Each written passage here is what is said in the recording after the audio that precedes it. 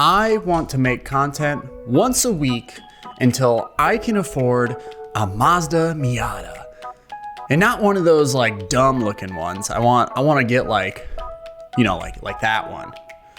That's the one. These are the top 5 cards from the Streets of New Capenna, including the Commander Precons. Let's get it.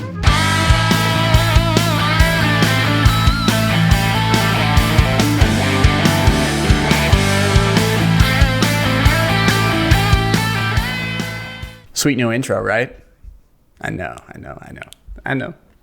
Let's kick it off right with our honorable mentions from the Streets of New Capenna. First, we have Rabble Rousing. I ran up against this in the pre-release for Streets of New Capenna and was just blown away with its power for exponential growth. Now, there is something to be said about the downside of Hideaway, where it's like you're tucking away cards that you could have had.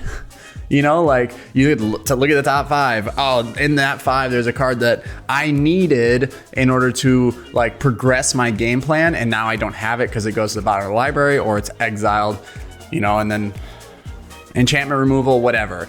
Rabble Rousing on its face yields a ton of potential. I see it right away and I'm like, wow, Winota just got even stronger. Because Winota walks this like fine line of like, you know, is it a human or is it not a human? And Rabble Rousing spawns non-human citizen creature tokens.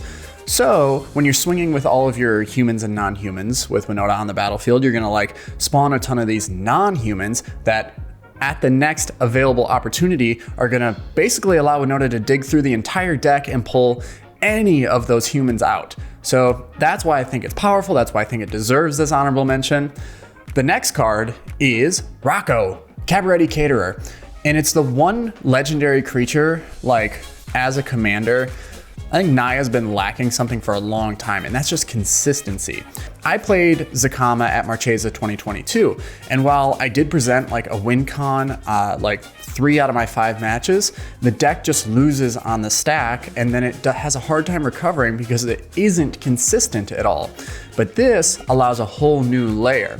While it does die to stifle effects, which are becoming more and more popular because of Beseiju and Aganjo, we're just seeing like the surface of it because it can grow over time and develop into a much stronger card than it is at release.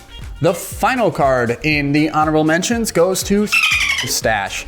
This is the Chase Mythic from the set, and I know everybody is pretty stoked to get their hands on it.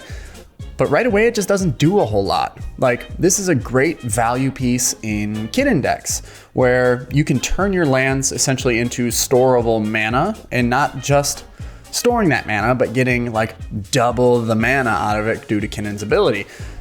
So that's where I think this card is strongest. There's a few combo lines with it. Like if you're playing Ginny Fae and you have Earthcraft out, you're then, you know, like generating infinite tapped creatures, which doesn't really get you anywhere because it telegraphs that you're gonna win the next turn or something like that. It gives your opponents a lot of time to be able to respond to that. So we'll see kind of, you know, how that card develops. The borderless foil is absolutely stunning. I want one. I'm not gonna pay for one because it's just crazy absurd at the moment for a card that doesn't do a whole lot at such a high mana value. So we'll see what it does in the future, but that's why it's on the honorable mentions. Kicking it off with number MX5, we have Urbrask. And I think you're gonna hear these few words a few times over the course of this video, and those are card advantage. And that's what Urbrask offers. At the beginning of your upkeep, Urbrask is going to exile the top card of your library, giving you more information than you would have had before. And the important distinction off of this is that in some of these like exile, like impulsive draw effects, say like to play or to cast, and that's a very important distinction when it comes to power, because to play it means that you can hit lands and so on and so forth, but to cast it, it just means that lands are dead cards when you exile them to these abilities. And that's why Prosper is so good, because when you play Prosper and you hit a land, it's not the end of the world, right? That land just it comes onto the battlefield and it just generates you treasure. So that's why I think Urbrask, and that's just the first, like real hunk of text on it, The second line of text says that during the opponent's turn, the next time they would draw a card, instead exile it. So like you're not gonna be able to like instant speed wheel somebody, because it isn't like a universal, like whenever an opponent draws a card, exile it instead. Like it's not as oppressive or as mean as Urbrask, but it does, like when it goes around the table, it does like hinder your opponents from allowing them to grow their hand size. And that in itself has incredible value. Just as the game goes on, you know, Urbrask sits on the battlefield for 2, 3, 4 turns, and it becomes noticeable. And I think that's where Urbrask shines, not to mention that it has haste. So for 5 mana, you get a 4/4 haste that's going to allow you to have more information at the beginning of your turn. And then when it goes around to your opponent's turns, they are going to have less cards in hand, meaning less card advantage, more card advantage for you. Number 4, I had to like really flip-flop this one in my brain between 3 and 4, but I think it's number 4. Number 3 just edges it out slightly. Number 4 is Vivian on the Hunt. And the first line of text is really what is important here, because it is Birthing Pod on a Planeswalker. And what this does for a lot of decks is it says, if you have access to green and you're already playing stacks like in the deck, now you can sort of cut out the Birthing Pod and focus on this, because if Birthing Pod was your only option and you were still able to maintain some sort of consistency, you should still be able to maintain a form of consistency here while still benefiting off of your Collector Oof effects, Stony Silence, things like that, or Null Rod. So now you can run more consistency as far as stacks pieces without hindering yourself or, you know, non-bowing yourself out of the game. Vivian's also important because it is essentially a 2-card combo if you're in Naya colors.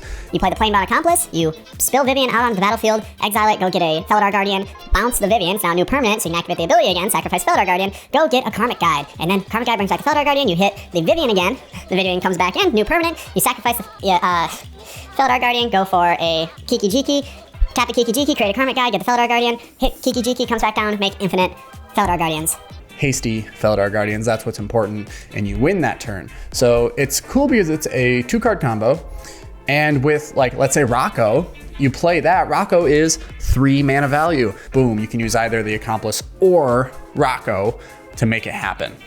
So that's why it's number 4. I think it's incredibly powerful. It has a place in at any power level, just like Birthing Pod does, and has longevity in the game.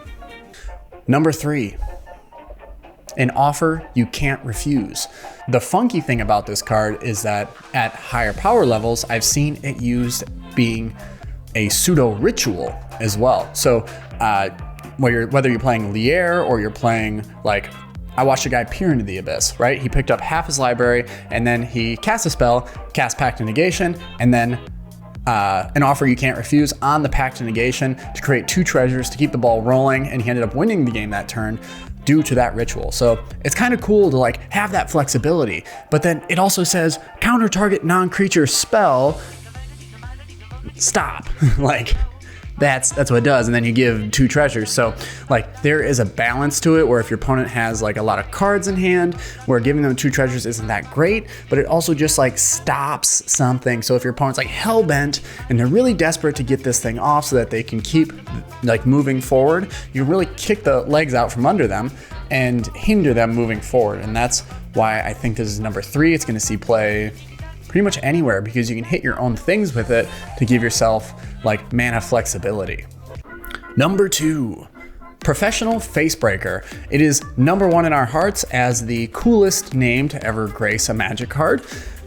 And it just so happens to have a freakishly strong ability, because this is another card that offers those like keywords, card advantage, as a 2/3 menace that whenever you deal combat damage to a player, create a treasure. Now, not as strong as Grim Hireling. I think there's like that interchangeability where Grim Hireling is removal and this is card advantage. I think it's like justified, but there's something about exchanging treasures for cards where Dockside becomes less of like disgusting ramp. I know that like it's already disgusting, but with this on the battlefield, it actually gets a little bit more disgusting because Dockside turns into cards, and you know, there's a little bit of a like infrastructure problem as far as the game goes, where treasures come in, and this kind of like builds on that. It goes incredibly well in Prosper because, I mean, Prosper is just gonna like net you treasures as you exile cards. So you're trading treasure for card, card for treasure, and it's kind of like this vicious cycle. Sometimes I don't think they need to like throw stuff like that, but I know that they're trying to create like self-generating engines. Like these cards aren't designed specifically for Commander. They're more designed to stimulate Standard and, you know, Pioneer and Modern. But it just so happens to be that when you create self-sustaining cycles like this, they become incredibly powerful because they can be abused so easily. That's why it's number 2. Great card, great addition to the format overall. I think it adds a lot to any deck that can support it. It's also a warrior, so Najeela loves this. God, Najeela loves this, and like these decks need to get, you know, stronger than they were before, but here we are. Here it is, y'all. The crowned number 1 card from Streets of New Capenna. I have Ledger Shredder being the number 1 card because it's this weird hybrid mix of Crom and Ishai in a 2 mana value card. So decks like Baby Blue Farm can play it to feed their Underworld Breaches to, you know, just instigate a victory that much quicker. Like what this does, and I know that like you don't necessarily want to be waiting on your opponents to give you advantage. It's been rare that I've contributed to a game that hasn't cast more than 2 spells in a single turn, unless like a Mystic Remora is out and you don't want to feed the fish. This seems like a very like quiet effect. Like, oh, you cast your second spell, I am going to loot 1 and I will discard this and we're moving on. I'll put a +1/+1 counter here. So yeah, it's a 1/3 at its base stats. So it goes around the table and it hits for what, a 4/6 if it goes around and everybody casts 2 spells and you discard non-lands for that. I am excited for this because it just seems like to fly under the radar enough until it's too much of a problem, in which case it's already given you like more than it's worth and more than its value for 2 mana. That's why it's number 1. I think it continues to grow as the meta like diversifies and changes. It's something that you won't just like immediately slot out of a deck. Just like I think that Professional Facebreaker is in the same realm of like power. It's most likely something that is also going to eat removal. So again, card advantage. While you're not like really building your hand advantage, you are building quite the information advantage due to, you know, seeing more cards throughout the game. That's why I think it's number 1. That's why I think it's number 1. That's why I think it's number 1. Overall, with these like top 5 card reviews, what I'm trying to do is say, these are the top 5 cards that are contributing to the format as a whole. It doesn't matter if it's competitive or casual or whatever. These are the 5 most powerful cards, in my opinion, coming from the set. I hope you guys have enjoyed this video. If you would like to support the channel, please like, subscribe, share it with your friends, join the Discord, and let's get the word out, y'all. Call Me Commander's a cool show. We'll see you next time. Thanks for watching Call Me Commander. Peace out, y'all.